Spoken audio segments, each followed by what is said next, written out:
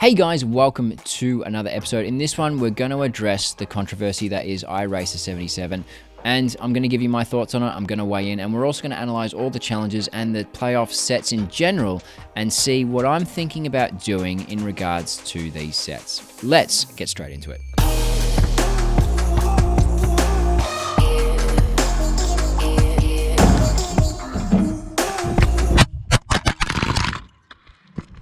Okay, so let's get some context. So we know that there was a competition, which was everything that we were hoping for, just a lot sooner than when we were hoping for it.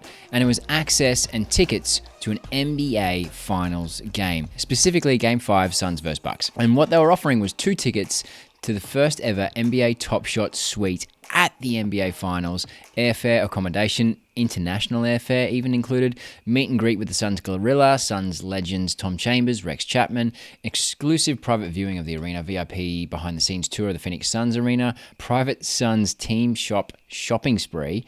That would be awesome. How cool are their jerseys? Photo ops with the Western Conference Championship trophy. Ooh, that's cool. Getting a photo with the trophy. So the winners were announced, and there was some people that raised their eyes fairly quickly, and that's because the top winner here, iRacer77, this person frankly is being treated as if an employee won and it was rigged.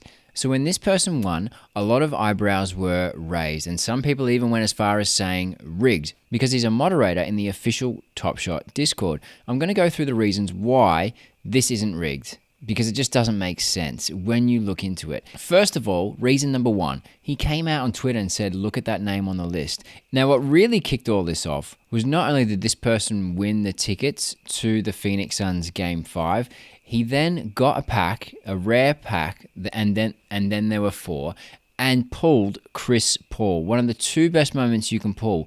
But he also pulled the number 1 serial number. I mean, yes, this guy's having a hell of a week. His Twitter post about that is what kicked everything off. And if you scroll through the comments of that post, it's frankly disappointing on the community because there's so much hate. It's probably 50-50 if I'm honest. There's congratulatory comments saying well done, and then there's people who are just flat out hating and basically saying things like rigged. Reason number 2, iRacer77 recognizes he's having such a lucky week that he decided to give away 3 of his own Chris Pauls back to the community because he's recognizing that he's having a ridiculously lucky week. Those Chris Pauls are worth on the marketplace at least $100 each. So not only is this guy not paid by Top Shot, he feels so guilty about being so lucky, he's giving back $300 worth of moments to the community just to, I don't know, alleviate the hate. I mean, you might say, okay, but he's not in on it, but it's still rigged. They're trying to reward him. All right, let's go a little bit further. Again, yes, he's a moderator for NBA Top Shot Discord server, but he is not a paid employee. Taylor Stein had a really good article on this, and he had some really good points on why this isn't rigged, some of which you should know. So he talks about the probability. So there was a 31% chance, being a collector of a certain collector score, that he was going to get a pack through the 3 queues. Okay, fair enough. He was lucky. He got a pack. Now, what are the chances of him getting a pack and getting Chris Paul and a number 1 serial number? 0.27%. Okay? What's the probability of all these 3 things happening independently? 0.0006%. But it's still a chance. Now, if I won the lottery, but I worked for the lottery, does that mean I have to give the money back? Because the chances of me winning that lottery are 1 in 30 million, according to this article, which is a lot less. And everyone's got that chance on the lottery, and someone has to win it. Does everyone say that this is rigged every time someone wins the lottery? No. So, all right, so let's talk about it from the Top Shot side. Why would they want to reward this person? Because he's an excellent Discord moderator? I don't know. If you've got the chance to control this, you wouldn't give it to a mod. You would give it to someone politically correct, someone who's not going to make a fuss and give you brand damage on the business. So if they went through it and rigged it, they would delete people that wouldn't give you brand damage. They would delete moderators. They would possibly delete people who have controversial usernames, one of which Taylor Stein points out, who won a quest, has the unfortunate name of Your Mum 69. I mean, as if they want to brand project that into their winners in their blogs and things like that. No, they don't. Why would they risk their brand reputation to reward a moderator? It doesn't make sense. If you had to control this, you would do the opposite of this. Now, I get it. It's statistically very, very unlikely. But the negative community reaction, there's just no place for it. I'm sorry. I haven't seen a legitimate argument that's convinced me that this could even remotely be rigged. It makes no sense from the winner's point of view, doing the things that he's done. It makes no sense from a business point of view for Top Shot actually going through with it and rigging it to a moderator. And again, I think there's stranger things that have happened every time there's a lottery winner. What this says to me is the randomizer can be a bit of a jerk. It doesn't like me very much, but I'm not bitching. Well, I did bitch about it in the last video, but I'm not bitching about it in every single video. Yeah, it's getting that way though. The negative community reaction is uncalled for. Yeah, it makes you look twice, sure. But if you're thinking that this is rigged, you're either one of two things. You're not doing a research or you're already looking for a way out of Top Shot. I'm sorry. There, I said it. So that is my take on the iRacer 77 controversy. Whoop-de-doo, I hope he has the best time ever at Game 5. And Top Shot, I hope there's some video footage of what you do with these guys so we know what's going to happen in the future for other utility benefits and contests that you might spring on us. That would be awesome. I want to see footage. I hope that this doesn't distract them from sharing their experience with us so we know what this kind of in real life reward looks like for Top Shot collectors. My Joe Ingles is still on the trending list. Only just. He's gone back down to $39. But hey, it was fun. I'm not going to do the pump and dumps if ever again. But hey, it was a bit of a laugh just to give him a bit of a boost. All right, we're going to talk about challenges and are they worth it. So this Drew Holiday's got 5 hours left. He's sort of projected to be worth maybe $40 as a reward, and I expect all of these moments to lose a little bit of value after the challenge as well. We've got the Conference Finals Challenge 4, which is Paul George. He's projected to be around about the same, probably $35 once he comes out, and again, all of the moments required for that challenge once the utility goes will fall back. There's a bit of a theme here. Let's look at the And Then There Were 4 challenge. Chris Middleton cost $927 to complete right now. There's 3 days to go with that. 124 people only have finished this one, so this is going to be pretty rare. All these moments that you need to complete it are circulation 750 mint count. Now, the most expensive of which is Giannis at $354.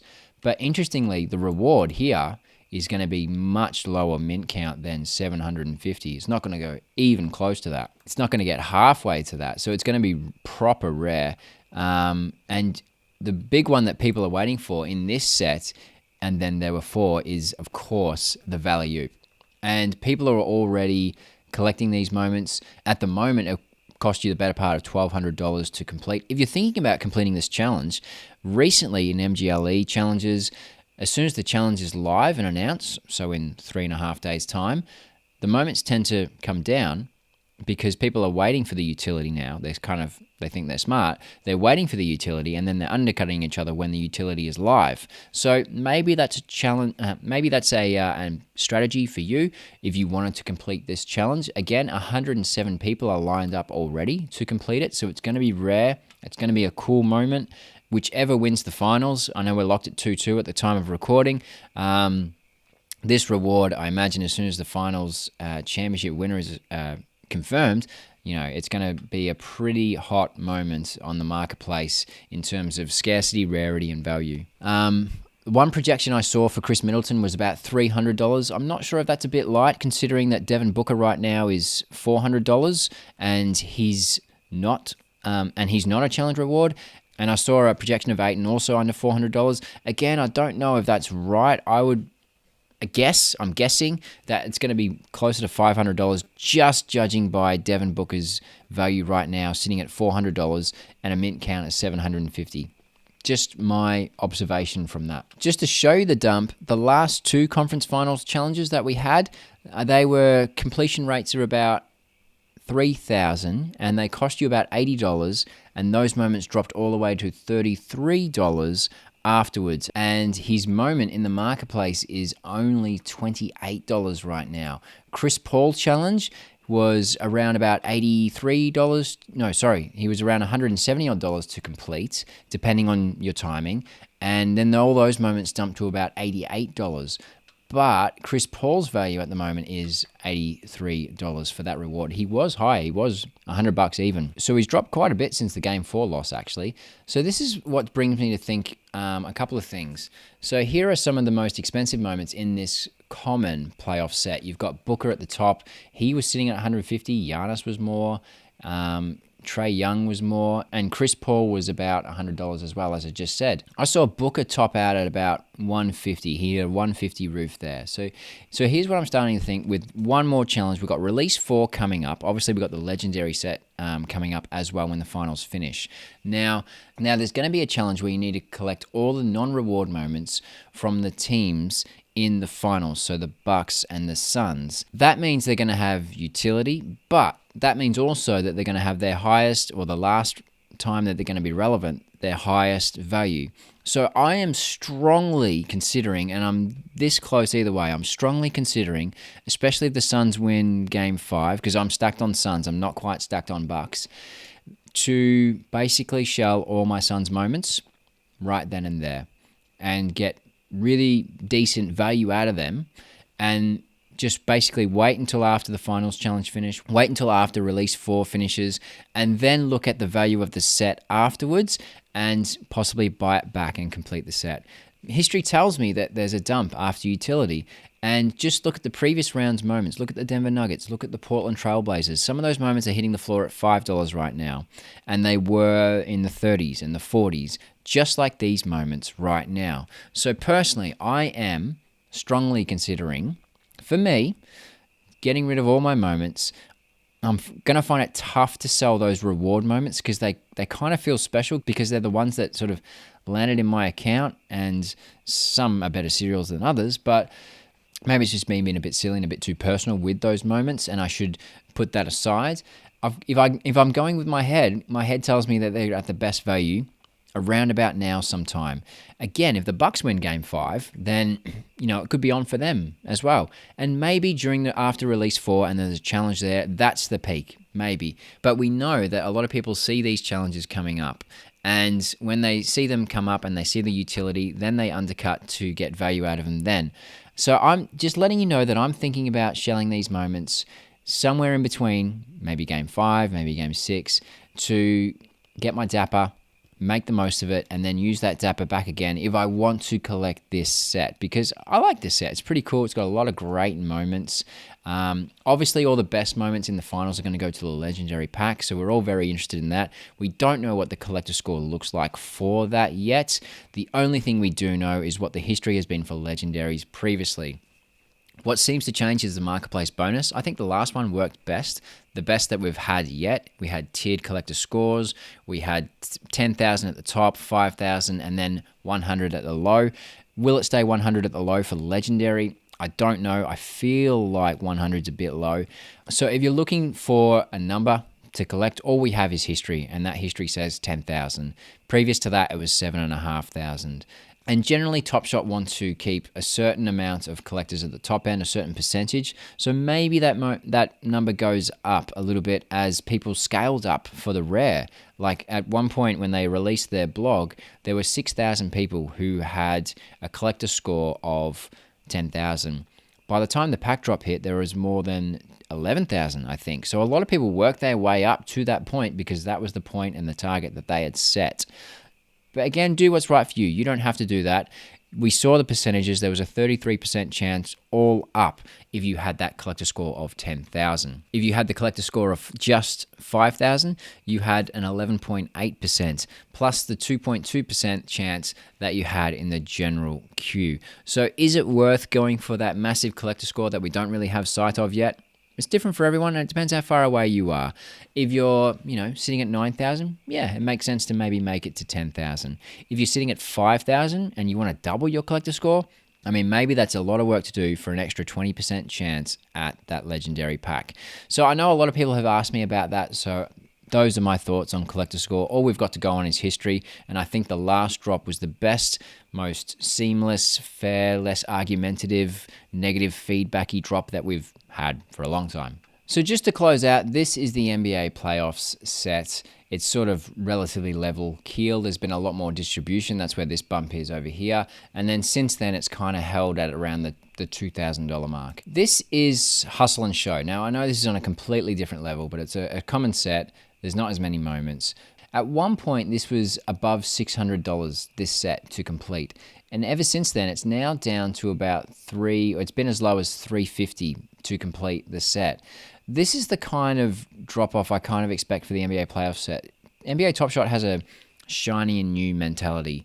So after the finals happen, you know, there's going to be Summer League draft season. Maybe we get something to do there. We know Run It Back is coming. We got the Olympics as well, so we imagine there's going to be some showcase quests around certain countries that have moments in NBA Top Shot.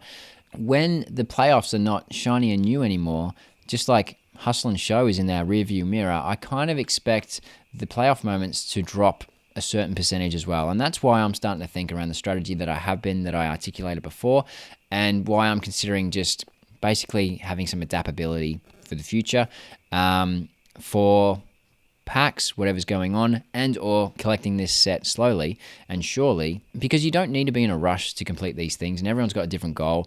I mean, I do things that are stupid. I buy Joe Ingles for no reason and encourage a pump. You know, so why listen to me? So anyway, these are a lot of my thoughts and a lot of questions.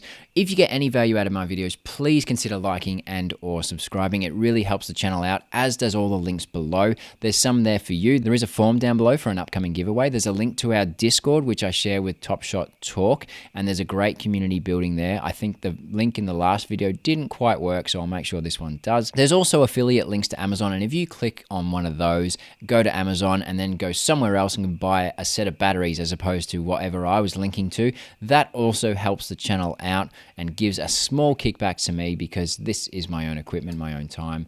And sometimes I have cranky kids in the background who are like, "Dad, why are you talking to a camera?" I mean, that doesn't happen, but I'm just trying to get people to click stuff.